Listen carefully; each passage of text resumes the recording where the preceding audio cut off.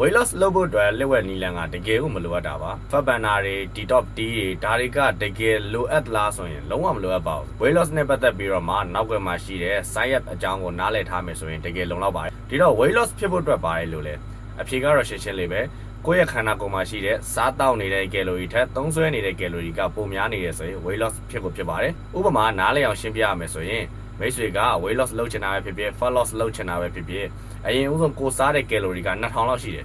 ဒါပေမဲ့ကိုသုံးစွဲနေတဲ့ကယ်လိုရီကတော့2500ရှိတယ်ဆိုရင်အဲ့ဒီ portion နေတဲ့900ကိုသုံးစွဲဖို့အတွက်ကိုယ့်ရဲ့ခန္ဓာကိုယ်မှာတိုးလောင်ထားတဲ့အဆီပိုတွေကိုလောင်ကျွမ်းအသုံးပြုပေးရပါတယ်ဒီလိုခါမျိုးမှာ calorie deficit ဖြစ်တဲ့အပြင်ကမှ portion နေတဲ့စွမ်းအင်တွေကိုအသုံးပြုပေးရတဲ့အတွက်ကြောင့်မလို့ fat loss လည်းကောင်းကောင်းဖြစ်သွားပါတယ်